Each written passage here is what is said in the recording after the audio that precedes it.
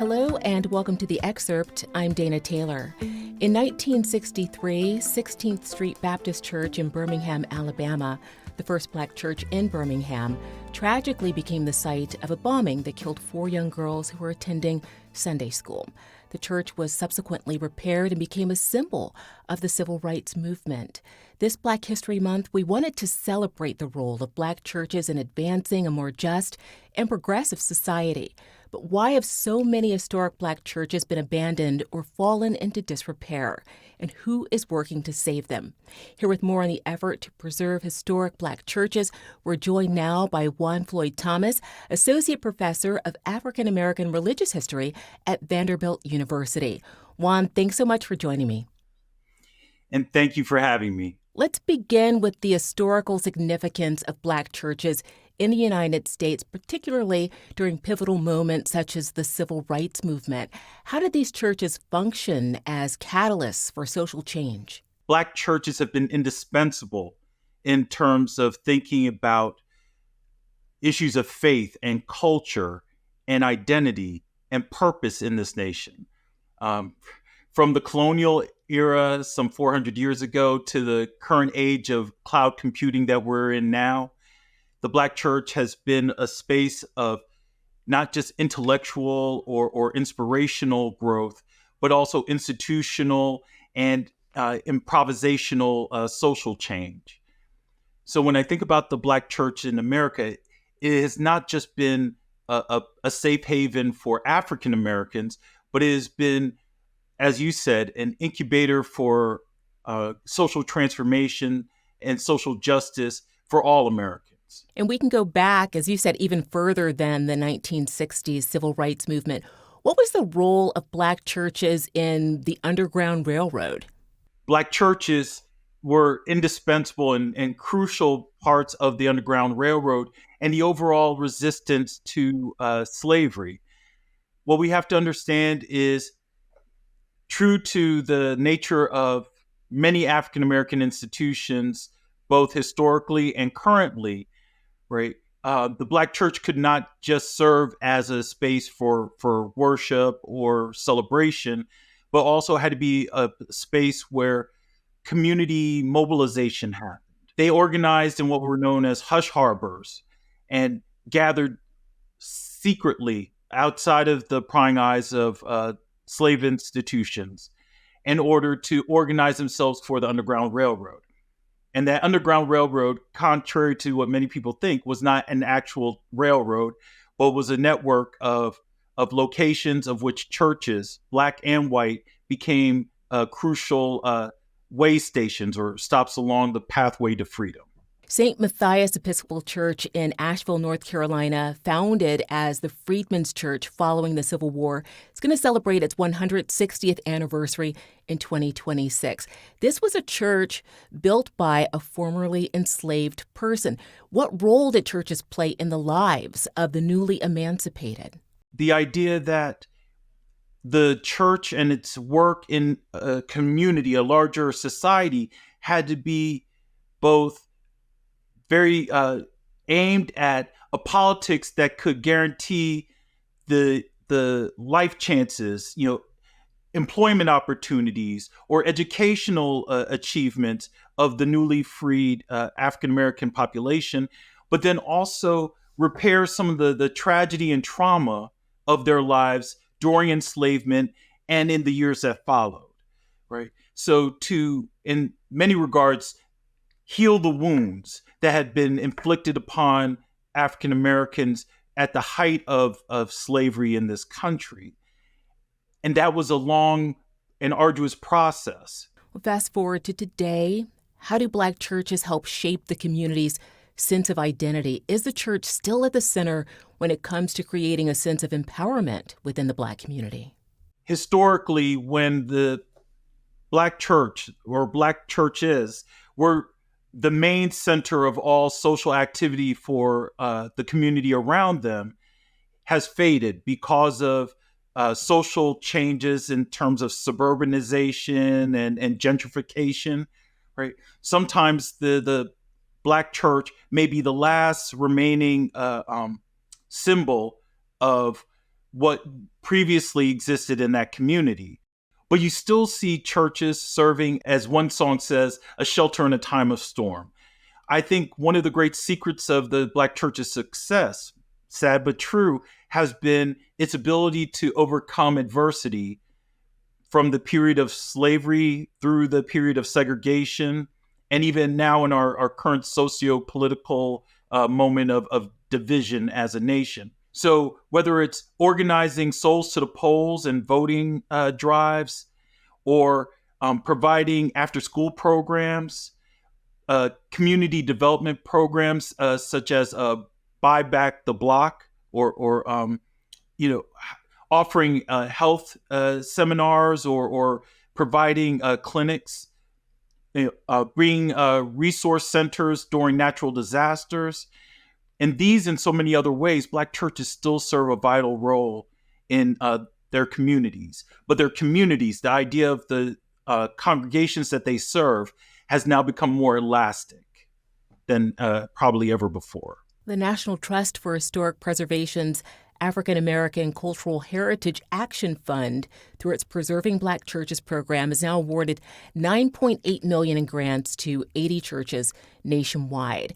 Is that enough funding to meet the demand? And is there a particular region in the country where historic Black churches are in decline? It's commendable that that amount of money has been devoted to Black churches, but it's not nearly enough. The invisible institution of the Black church was forced underground, quite literally, because of the legal and illegal measures in terms of terrorism and racial violence, including church burnings that happened throughout much of the South from the period of Reconstruction on through to the high point of the Civil Rights Movement in the 1960s.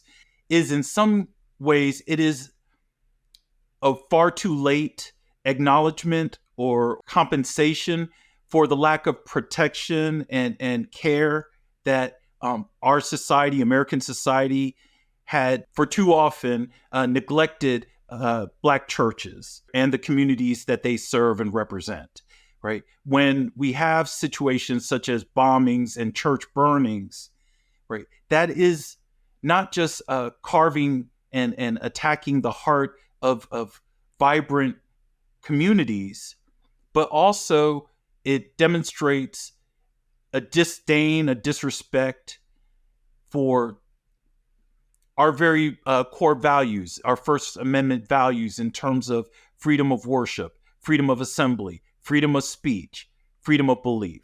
What about the work of preserving smaller prayer houses or praise houses?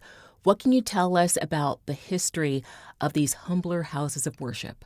The significance and the importance of so many of these smaller houses of worship, especially if they're in communities that are also neglected and blighted economically, if they're also part of a history of racial strife and separation and discrimination that many people would rather escape than embrace, would rather ignore than somehow memorialize, then these smaller houses of worship will just fade away. Once again, that messy thing known as the First Amendment.